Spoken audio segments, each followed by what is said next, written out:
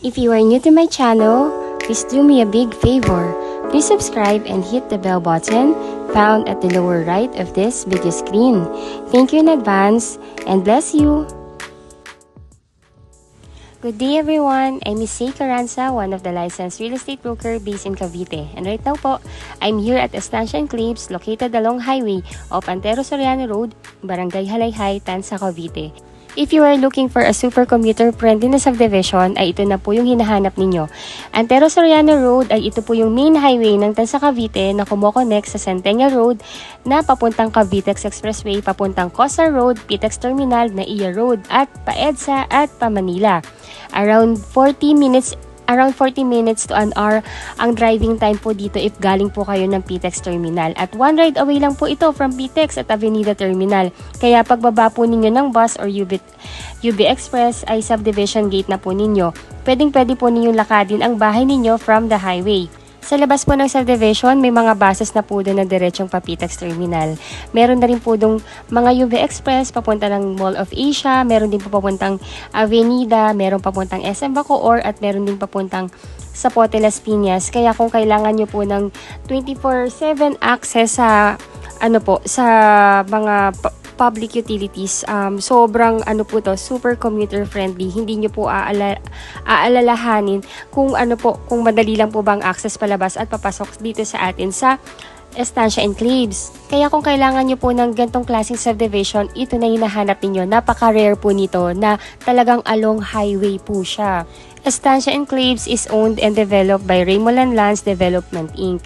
To name a few of the successful real estate project po nila: Nostalgia Enclave sa Dasma, Jubilation Enclave sa Laguna, Tradiso Enclave sa Imus, Villaggio and Valencia Enclave sa General Trias. Iyan po yung mga natapos na naming project and sold out na po.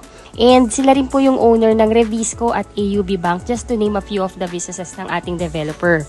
Dito po sa Estancia Enclaves, ang mga bahay po dito upon turnover ay complete finish na. Meaning to say, gamit na lang po ang inyong dadalhin at malilipatan na ninyo ang inyong bahay. Meron na po itong mga tiles, may 3 bedrooms, may 2 toilet and bath, may garahe at may provision for dirty kitchen at laundry area. Gamit na lang po talaga ninyo ang inyong dadalhin dito.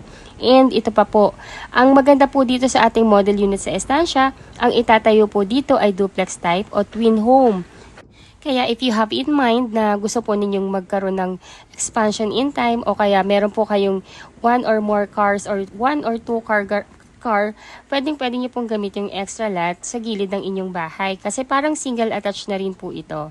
Right now po, itong pinapakita ko sa inyo ay yung bagong phase na kabubukas lamang po dito sa amin sa Estancia Enclaves. Kasi na-sold out na po namin yung first phase at napakarami po talagang nag-aabang na mag-open po ito. I'm glad to announce na yung new phase sa Estancia Enclaves ay nag-launch na. Kaya dun po sa mga clients namin na nag-aabang na mag-open ang new phase sa Estancia Enclaves dahil naubusan po ng twin homes o duplex type dito sa naunang phase, ay good news po. Pwede na po kayong mag-reserve at mag-tripping po uli dito sa ating new phase. Dito po sa new phase ay puro twin homes lang o duplex lang ang itatayo. Dahil po based sa mga clients na nag-aabang sa new phase ay puro duplex o twin homes po ang gusto nilang i-reserve. Kaya naman itong phase na ito ay dedicated lamang for twin homes. By the way po, to our new viewers na hindi pa po nakakakilala kay Estancia Enclaves, Estancia Enclaves is a 30-hectare residential development with 270 house and lot units for Estancia West. Yung Estancia West, yan po yung na-sold out namin na units na may model units ng duplex o twin homes at 4 to 6 cluster na town homes. Ang mga units po namin dito sa Estancia Enclaves, pag tinurn over na, ay complete finish with tiles na po. As in, yung duplex namin dito ay lilipatan na lang. As in, furniture na lang po at gamit ninyo ang dadalhin po ninyo dito. Kaya perfect po ito sa mga OFW family na si husband nag-work sa ibang bansa at si wife at kids lang ang natitira dito sa Pilipinas. Hindi na kasi mahihirapan yung mga family members ninyo na naiwan dito sa Pilipinas para mag-interior or ipapagawa pa yung loob ng bahay. Ready na siyang lipatan. Gamit na lang po talaga yung dadalhin. Bukod sa complete turnover na po ito, dahil since tayo ay along highway ng main road ng Tanza, ay napakalapit at napapalibutan po tayo ng lahat ng necessity ng isang pamilya.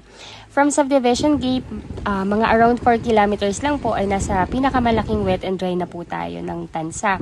At from there, katabi lang po nun yung Pure Gold Tanza and ang newest SM Tanza. Mga banks, hospital, school schools like government school or private school, police station, at dahil probinsya pa po ito, malapit din tayo sa mga resort at mga pamilihan dito ng mga gulay ay talaga naman pong fresh pa at mura po, lalo na po sa mga isda. Though napapalibutan po tayo ng resort, ang ating subdivision ay magkakaroon pa po tayo dito ng mga magagandang amenities like parks and playground, clubhouse na may kiddie pool at adult pool, may basketball court, and syempre po, meron din po tayong chapel.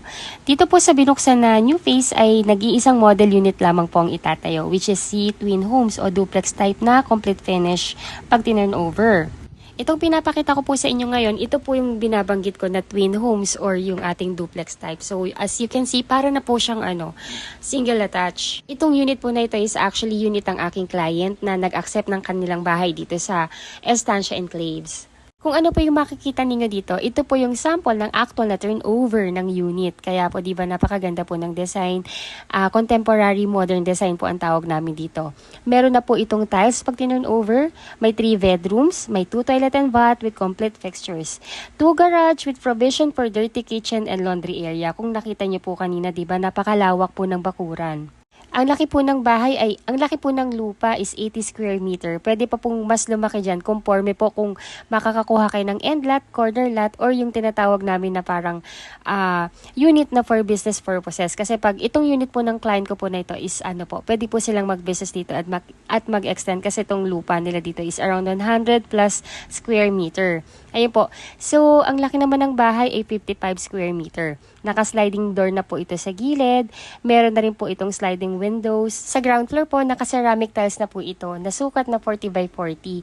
Meron din pong base cabinet at overhead cabinet sa kitchen ninyo kung mapapansin po ninyo. Tapos po, naka-sliding window na rin po siya. Naka-sliding door na rin po siya. And sa second floor, naka-wood tiles po kayo doon. And ito pa po yung kagandahan. Yung bahay po, yung lupa po is already treated na ng mga anti-pest na i-maintain nyo na lang po yearly para di na po kayo papasukin ng mga kung ano nung pest like anay.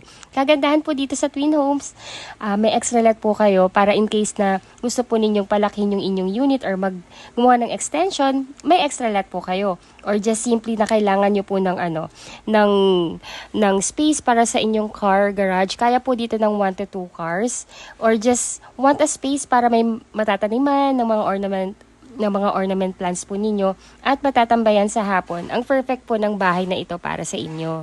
As you can see po, dito sa labas, nakasement na po siya itong garahe po ninyo. Then sa likod din po, may rin po doon. Nakasement na rin po siya. Then meron po kayong provision doon ng dirty kitchen. Ganun po kalawak yung yung magiging extra lot niyo dito sa gilid. Kaya super kumbaga po, super sulit yung ilalabas po ninyo in every peso dito sa bahay na to. Kasi actually po, dito sa bandang Tansa, ito na po yung pinaka-affordable na duplex na makukuha po ninyo. Mamaya po, i-discuss ko rin po sa inyong computation at yung proseso kung paano po kayo makakapag-reserve ng bahay dito sa atin sa Estancia Enclaves. Appreciate nyo po talaga yung lupa dito kasi malawak po. You can do your balcony or your extension. Or kung gusto nyo po lagyan pa ng isang room dito sa ground floor, you can do that kasi nga po, meron pa kayong extra lot. Ayun, so, nililibot ko lang po kayo dito para at least you would have the idea and a better look kung ano po yung ine-expect ninyo once na makapag-invest kayo dito sa amin sa Estancia Enclaves ng Twin Homes. You can do your extension or gusto nyo ilipat yung inyong kitchen sa loob, gusto nyo ilabas, you can do that kasi you have your extra lot dito sa likod. Ayun, so ito po yung napakita ko sa inyo is actually big lot po ito ha. This is not a 80 square meter kasi po itong nakuha ng client ko is actually a big lot po. Ayun po, so para lang po you have the idea kung gaano po kalaki yung pwede nyo pang makuhang extension in case na si duplex po yung magugustuhan ninyo. So let's go back po dito sa loob. Dito po sa ground floor, ay narito po yung inyong living area, dining area, kitchen area, may built-in cabinets na as you can see po. Then may 1 toilet and bath. Ayun po, so ayun po yung kagandahan dito, halos lahat ng yung basic na kailangan natin is kompleto na and hindi na po mahihirapan yung mga lilipat dito. Kailangan na lang nila is yung gamit nila. And look, tinan nyo naman po itong toilet and bath. Napakaganda po. Ang napakalinis po talaga ng pagkakagawa. As in, kung ano po yung nakita ninyo dito sa actual na turnover, gantong-ganto rin po yung marireceive ninyo. For me po, napaka-impressive talaga ng turnover nito. Kasi along highway po ito and yung binibigay na na specs ng developer natin sa isang bahay, andito na lahat. Kaya yung po namin, yung first phase po namin, ang bilis po niyang na sold out. And Kaya sobrang dami rin pong nag-aabang na mag-open po tong phase na to. Kasi sulit na sulit talaga. Comparable pa doon sa, yun nga, along the highway. As in, super commuter friendly. And we all know, pag along highway po yung property, mas mabilis tumaas yung appraisal ng unit. So, ayun po, napakaraming advantages kasi pag dito kay Estancia Enclaves. So, ayun, paakit na po tayo dito sa second floor. So, sa second floor, naka-wood tiles na po yung ating stairs and naka-metal handrails po siya. And as you can see po, ang liwanag ng bahay. Kasi po, naka-ano po tayo. Dito sa paakyat, naka-cathedral window po siya. And dito po sa second floor, naka-wood tiles na po tayo. Lahat po yan. And in every room, lahat po yan, meron pong mga built-in cabinets. So, ayan po, as you can see, sobrang liwanag po. And dahil po, napakaraming bintana dito sa ating bahay, even in each room, may mga bintana po, well-ventilated po yung ating bahay. If na-impress na din po kayo at nagugustuhan nyo na din ang unit namin dito sa Estancia Enclaves at nais-avail ang aming introductory price at 432,000 discount ang unit dito, ay kontakin nyo lamang po kami through our Philippine number, WhatsApp, Viber, and Facebook Messenger. Our contact detail is already posted in this video. Again, I'm Miss Say Caranza and Ma'am Sharon Claire Chavez. Please contact Ma'am Sharon for more info. Add nyo na din po siya sa Viber, WhatsApp, and Facebook. In each room po, meron na rin po tayong nilagyanan dito ng aircon. Ayan po. And may mga built-in cabinet na. So, no need to worry na bibili pa kayo ng cabinet or magpapagawa pa. Ito po talagang andito na. So, lalagyan nyo na lang talaga siya ng gamit. If OFW po kayo at wala sa Pilipinas at nais nang mag-reserve ng inyong pangarap na bahay dito sa Estancia Enclaves, all you need to do ay magtalaga lamang po kayo ng inyong magiging representative na siyang ititripping po namin upang mag-sign ng documents na patungkol sa pagkuha po ninyo ng inyong pangarap na bahay dito sa amin sa Cavite. At siyang magbabayad na rin ng reservation fee sa subdivision cashier or online reservation direct sa developer's bank account po. Sa requirements naman, simple lang naman po. Xerox of 2 Philippine valid ID, Xerox of marriage certificate if married, birth certificate and Sonomar if single, Xerox of passport, pati po yung stamp ng passport ng inyong latest arrival and departure, latest job contract or certificate of employment with declared compensation, 3 months payslip, at bibigyan po namin kayo ng SPA form or special power of attorney form ang inyong magiging representative para mapirmahan po niya at maipadala po niya sa inyo dyan sa ibang bansang pinagtatrabahuhan ninyo upang mapirmahan din at mapakonsularize po sa Philippine Embassy ng bansang pinag-workan po ninyo ngayon. Ganun lang po yung process ng pagkuha ng bahay sa atin. Easy as 1, 2, 3. Right now po, dahil kaka-launch pa lang po ng ating new phase at pre-selling pa lamang po ang ating mga units dito, ang standard turnover po ay 24 months. Ang total contract price po ng Twin Homes dito sa atin sa Estancia Enclaves ay 4,032,000 pesos. Pero dahil nga po kaka-launch lang ay nagbigay ng 432,000 promo discount ang ating developer. Kaya ang magiging net TCP na lang ng bahay ay 3,600,000. Kaya grabe, super affordable po niya talaga ngayon. Kasi yung mga prices na po talaga ng mga bahay ng Twin Homes is nasa around 4 million plus na po. Comparable po dun sa mga natapos na naming project na may gantong model din. Kaya super affordable na po talaga kung i-compare po sa complete finish at napakagandang spec. At number 1 po yung location niya, along highway po ito. Kaya itong bahay na to, as much as possible, kung kaya niyo pong mag-avail na nito, bakit hindi niyo pa po ito i-reserve? Kaya sa lahat po ng aming mga kliyenteng nag-aabang na mag-reopen or mag-open tong phase na to, ito na yung chance ninyo, makukuha ninyo ng introductory price. Remember, this is 4 million. Pero ngayon po, kung magre-reserve kayo, this is only 3.6 million. We just don't know hanggang kailan yung promo. Kasi po, bigla po nag-change talaga yung pricing ng bahay. Kaya habang meron pa pong promo, i-grab nyo na po ito. The first cash out is 25,000 pesos for the reservation fee. Bali po yung total na down payment natin is only 1.9%. Base po yan doon sa total contract price natin. So ang total down payment po natin is 68,400. I-deduct po doon yung cash out ninyo na 25,000. So may remaining na lamang po kayo na kailangang bayaran within 30 days na net down payment na 43,400 plus 5% na initial MF na 12,600. So i-ano lang po yun, i-add lang po yung 43,400 plus yung initial MF na 12,600. Bali yung total na down payment na needed pong mabayaran within 30 days upon reservation is 56,000 pesos po. After po ninyong matapos mabayaran yung down payment, stop payment na po kayo at ipapa-approve na po yan sa bank financing. Usually po, lumalabas yung approval natin within the period of 3 months. Pag may approval na po, doon pa lang po mag-i-start yung inyong monthly amortization kay bank, which is pwede ninyong bayaran ng 25 years to pay, 20 years to pay, 15, 10, or 5 years to pay. For 25 years to pay po, that will be only 26,653.43 centavos po. Ngayon po, if ever man po na hindi kayo ma-approve sa 25 years, meron naman tayong 20 years, may 15 years, may 10 years, and 5 years to pay po. Ayun po yung mga shorter term natin. Ayun po. So, and of course po, pag approve na po kayo, pwede na po nating i-request yung inspection ng inyong unit at pwede nyo na pong i-accept ang susi ng inyong bahay at pwede nyo na po itong malipatan. Easy as 1, 2, 3 lang po ang step sa pagkuha ng pangarap nating bahay dito sa Pilipinas.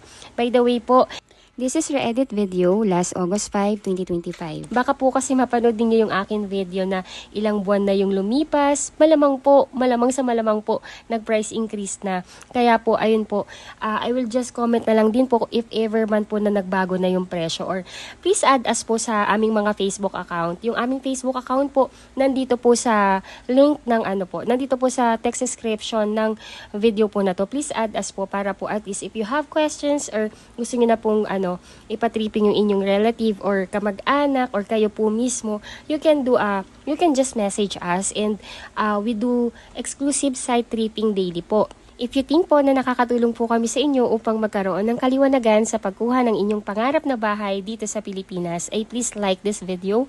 Also po, if you are new to my channel, please do me a big favor po. Please subscribe and hit the bell button found at the lower right of this video screen upang lagi rin po kayong maging updated sa mga ganap at mga pabahay namin dito sa Cavite. Thank you for watching and God bless po sa ating lahat. Till our next video. Bye-bye po! Ayun po, so I'm back. Bali po, itong pinapakita ko sa inyo is yung mismong highway ng Antero Soriano. So, Antero Soriano Highway, yun po yung main highway ni Tansa, which is connecting sa Centennial Road, connecting sa Cavitex, and connecting sa Coastal Road. So, one ride away lang talaga tayo if we are from Manila. Kung galing po kayo ng PIPX, meron po tayong terminal doon na diretso na po dito sa Tansa. Sabihin nyo lang po na ibaba po kayo dito sa sa Estancia Enclaves. And if you are from Avenida Manila, may mga terminal din doon going diretso sa Tansa. Sabihin nyo lang po na ibaba kayo sa Estancia dito sa Estancia Enclaves. And ayun po, kilala na po itong subdivision na to. So from PTEX, 30 to 40 minutes drive lang po yan. Then kung kayo po ay from Naiya Road, 40 minutes lang dito yung travel time. So as in paglabas yung subdivision, may mga buses na diretso sa Manila, may mga UB Express na rin going sa Mall of Asia and going sa Loton. So, ayun, lahat ng mga major na transportation na sa labas ng subdivision. So, ito po yung main road. Then, pag diniretso po natin yan na yung Estancia Enclaves, yung pong may tent na yon. Wait lang po, lapitan natin kasi may truck. Ayan, so, ayan na po, Estancia Enclaves na po yan. So, walkable po siya from the subdivision going po dito sa main highway. Ayan. Ayun po, ayun. So if you are new to my channel, please don't forget to subscribe and hit the bell button found at the lower right of this video screen. Maraming salamat po sa inyong panonood and God bless po sa ating lahat. Bye-bye po.